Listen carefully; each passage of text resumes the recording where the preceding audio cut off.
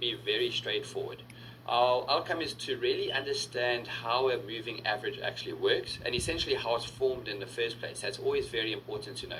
As I'm sure you understand all the way through lesson 1, 2, 3, 4, 5 up until this point now, you know that I'm someone who likes to teach you how the engine is actually made up so you can understand why the car is actually moving forward. So I'm going to break down all of these aspects as we go, especially how a moving average is actually formed in the first place. Variations of moving average possibilities. I promise you there is many different variations. There are countless variations that you can actually use here. I'm going to be showing you which are the exact ones that you should be focusing on so that you don't need to go through a process of trialing and testing, seeing what works, what doesn't work. I'm going to be giving you the blueprint of what does work. So, retail trader, let's remind ourselves of how a normal retail trader actually trades in the first place. Looking at this chart in front of you, you should immediately understand what's going on, especially up until this point. If you're just guiding your eye from left to right, just to look at past data to get up to where we are currently, you'll easily see that there was a very short upward trend made up of long phase 1s and shorter phase 2s, long phase 1s and shorter phase 2s, right? That trend then comes to a disruption where the previous low, this one over here where my mouse is busy circling, is interrupted by the data pushing down and actually cancelling that low out. So that's where that trend is disrupted and disturbed for the first time, and we see a trend reversal.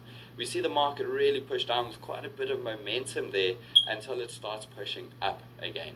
Now, what do you think a retailer is looking to do when the market's pushing up? When a trend is confirmed to the upside here, as we do see of the first two complete cycles, what do you think a retail trader is starting to look for?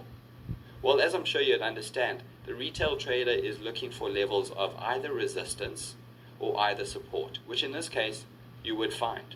Even a counter retail trader would pick this up pretty quickly and need to pick this up, which you'll understand in just a bit. But what do you think, and this is where the difference comes in, what do you think a retail trader is actually identifying as tradable opportunity here? They are looking at this ascending trend channel and looking for opportunities to trade in and amongst it. We went over an ascending trend channel in the previous lesson, and you'll understand that it's just a form of analysis to understand how to trade within a trend, okay?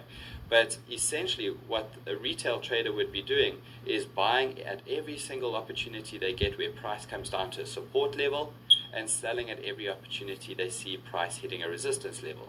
I mean, that's just the general key concept in any sort of trend or any sort of nature of a market moving in an upward or downward trend. You want to be buying or selling in line with the trend. In this case, we see that trend channel and obviously a lot of retail traders trading in and amongst that channel. But as I'm sure you can see, the moment you get to place a trade and essentially maybe buy off of support or sell off of resistance, the market doesn't really move for that long in between these levels.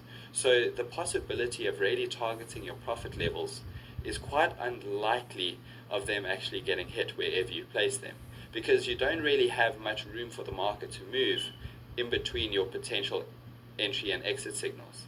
So the potential to actually maximize profit here is lessened by the size of the trend channel. And this is actually not a bad trend channel at all. This is quite decent because the distance between support and resistance is actually quite significant.